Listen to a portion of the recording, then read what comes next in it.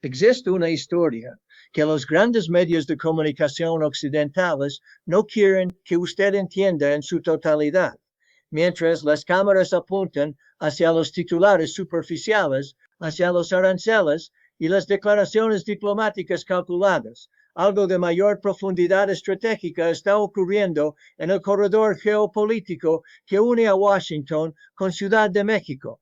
La renuncia súbita de Sergio Mayer a las filas de Morena no es un accidente político, no es una disputa de egos entre figuras del espectáculo y la política, y desde luego no es el tipo de historia que se puede despachar en un párrafo de 3 líneas al final del noticiero nocturno. Lo que estamos presenciando es la manifestación visible de una presión invisible, una presión que tiene su origen en los pasillos del poder en Washington, en las salas de situación del Pentágono y en la arquitectura de coerción que la administración Trump ha estado construyendo metódicamente desde su regreso al poder.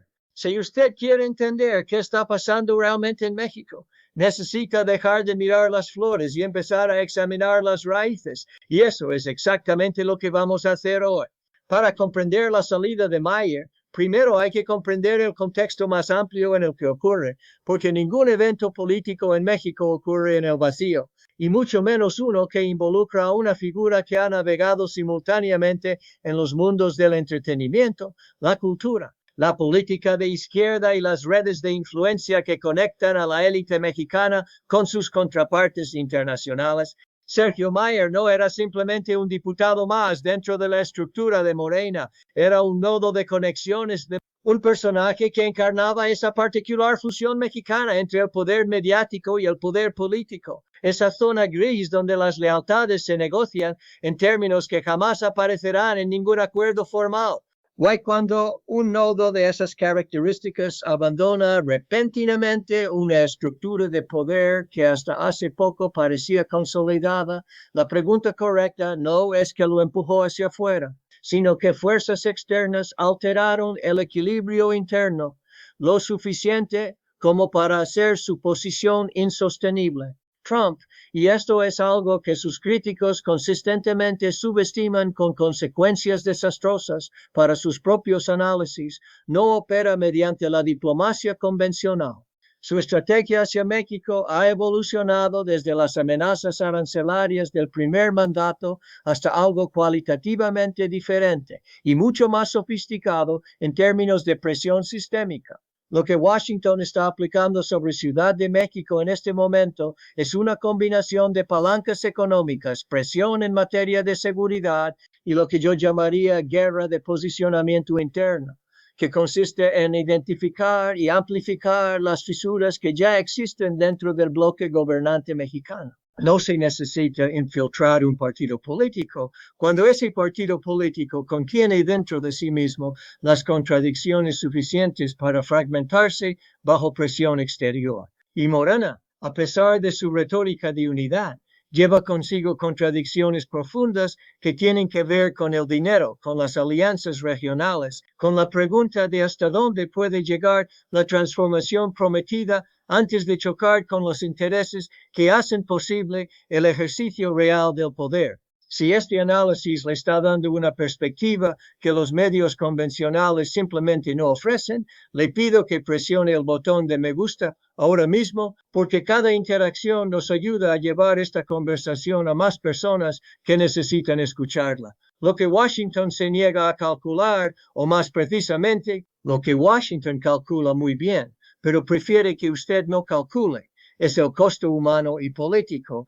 de esta estrategia de desestabilización selectiva. Cuando se aplica presión sobre estructuras de gobierno en países con instituciones débiles, el resultado no suele ser el fortalecimiento de la democracia ni la reducción de la corrupción, que son los pretextos que se utilizan públicamente.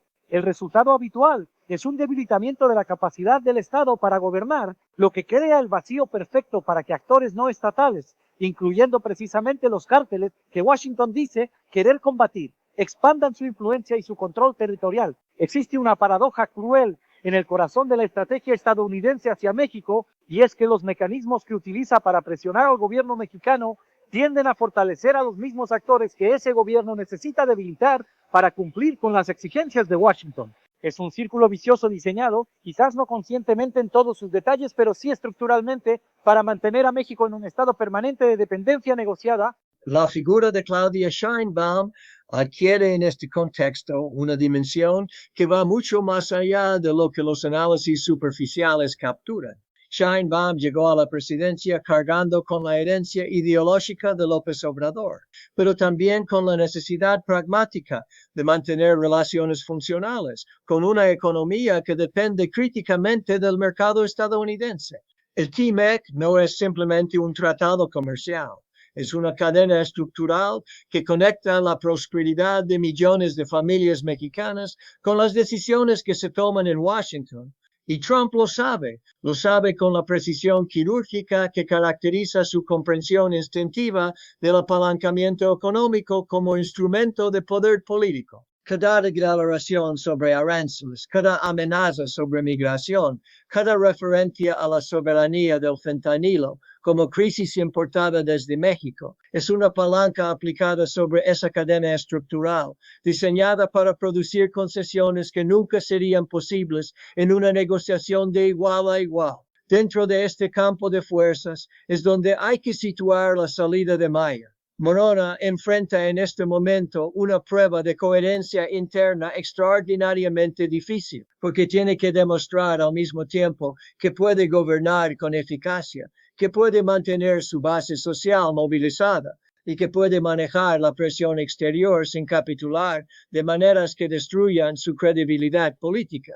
Esas tres exigencias son difícilmente compatibles en circunstancias normales, y bajo la presión de la estrategia Trump se vuelven prácticamente irreconciliables para ciertos actores dentro del partido, los que tienen mayor exposición a las redes de poder establecido, mayor visibilidad mediática, mayor dependencia de los circuitos de influencia que conectan élites mexicanas con intereses estadounidenses, son precisamente los más vulnerables cuando se aplica presión sistémica. Mayer encajaba en ese perfil de una manera que pocos analistas han querido articular directamente. Y aquí llegamos a una pregunta que me gustaría que reflexionara profundamente y compartiera en los comentarios. ¿Tiene la comunidad internacional la responsabilidad moral de establecer límites a la interferencia de las grandes potencias en los procesos políticos internos de naciones soberanas más pequeñas? ¿O la geopolítica real funciona exclusivamente bajo la lógica del poder y la dependencia, y cualquier otra consideración es simplemente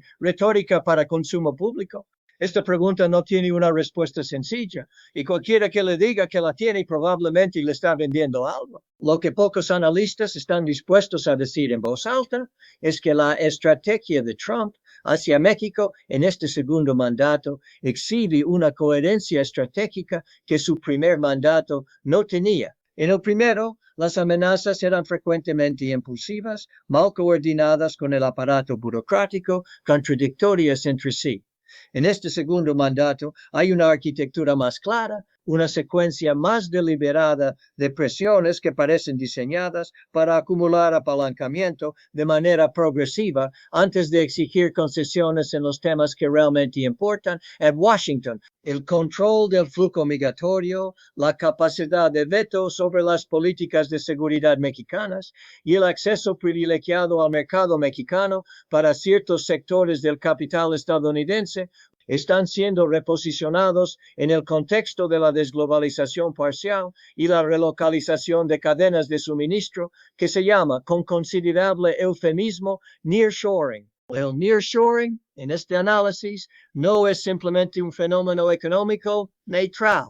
Es también un instrumento de reconfiguración del poder político dentro de México, porque implica la creación de nuevos centros de gravedad económica, nuevas dependencias, nuevas élites regionales cuyos intereses están directamente alineados con el capital estadounidense y que, por tanto, tienen incentivos estructurales para presionar al gobierno central en direcciones favorables a Washington. Cuando se observa el mapa de donde se están instalando las grandes inversiones de nearshoring en México y se superpone con el mapa de las tensiones políticas internas, los corredores de presión se vuelven visibles de una manera que no es posible ver si se analizan los fenómenos por separado. La pregunta de fondo es si Morena tiene la capacidad institucional y la voluntad política de gestionar estas tensiones sin fragmentarse de manera que abra espacios de oportunidad para una reconfiguración del poder político mexicano más favorable a los intereses de Washington. Y la respuesta honesta es que no lo sabemos todavía, pero la salida de Mayer es un indicador de que las tensiones internas son lo suficientemente severas como para producir rupturas visibles. Cuando empiezan a caer piezas del tablero, normalmente es porque el juego ya lleva un tiempo siendo más intenso de lo que la superficie sugería. Si usted quiere seguir recibiendo este tipo de análisis que va más allá de los titulares y examina las estructuras de poder reales que determinan los eventos que vemos en las noticias, suscríbase a este canal ahora mismo, porque lo que viene en los próximos meses va a requerir exactamente el tipo de pensamiento estratégico que estamos construyendo juntos aquí. Hay un elemento adicional en este análisis que merece atención específica y es la dimensión del narcotráfico como variable geopolítica activa, no simplemente como problema de seguridad doméstica. La designación de cárteles mexicanos como organizaciones terroristas por parte de la administración Trump no fue simplemente retórica electoral, fue el establecimiento de una arquitectura jurídica que permite a Washington justificar intervenciones en territorio mexicano, presionar sobre el sistema financiero vinculado a las redes del narcotráfico y crear obligaciones de cooperación que el gobierno mexicano no puede rechazar sin asumir costos diplomáticos y económicos inaceptables. Es una ingeniería de dependencia construida con herramientas legales y su elegancia estratégica radica en que hace prácticamente imposible para cualquier gobierno mexicano decir que no sin parecer que está protegiendo a los cárteles. Esta pinza, la presión arancelaria por un lado y la presión de seguridad por el otro, creó un espacio de maniobra extraordinariamente reducido para Sheinbaum. Y dentro de ese espacio reducido, las fricciones internas en Morena sobre cómo navegar esta realidad inevitable se intensifican. Los que abogan por una postura más confrontacional con Washington chocan con los que entienden que las consecuencias económicas de esa confrontación serían devastadoras para la base social del partido. Los que priorizan la soberanía chocan con los que priorizan la gobernabilidad. Y en ese choque, figuras como Mayer, que por su historia personal y sus redes de influencia encarnan de manera particularmente visible las tensiones entre el mundo del poder establecido y el proyecto de transformación que Morena dice representar, se convierten en puntos de quiebre. La salida de Mayer, en suma, no es el final de nada. Es una señal temprana de un proceso de reconfiguración que está apenas comenzando. México enfrenta en los próximos años una de las pruebas más exigentes de su historia contemporánea, la de mantener una identidad política soberana y un proyecto de desarrollo propio dentro de una relación de dependencia estructural con una potencia que en este momento está dispuesta a usar todos los instrumentos disponibles para maximizar su ventaja relativa. Esa prueba no la superará ningún partido político con liderazgos fracturados, con figuras que saltan del barco en el momento de mayor presión, con una narrativa interna que no puede resolver la contradicción fundamental entre lo que prometió y lo que la realidad geopolítica permite. Mi veredicto es este. Estamos en el umbral de una reconfiguración profunda del espacio político mexicano, impulsada desde afuera por la estrategia Trump y desde adentro por las contradicciones acumuladas de un proyecto de transformación que nunca resolvió completamente su relación con las estructuras de poder heredadas. La salida de Mayer es la primera grieta visible en una presa que lleva tiempo acumulando presión. Lo que venga después dependerá de si el liderazgo de Mayer tiene la lucidez estratégica para cerrar esas grietas antes de que se conviertan en fracturas o si la presión exterior combinada con las fricciones internas producirá el tipo de desestabilización que históricamente ha servido para recalibrar el poder político en México en direcciones convenientes para Washington. La historia no está escrita todavía, pero los patrones son reconocibles para cualquiera que haya estudiado cómo opera el poder real en el hemisferio occidental. Y esos patrones deberían mantenernos a todos muy atentos a lo que ocurra en las próximas semanas. Si este análisis le ha dado herramientas para entender mejor lo que está pasando, haga una cosa concreta ahora mismo, comparta este video con alguien que necesite escucharlo. Porque la única manera de contrarrestar la narrativa que nos quieren vender es construir una masa crítica de ciudadanos que pueden ver más allá de los titulares. Esa es la tarea. Ese es el trabajo. Y empieza con usted,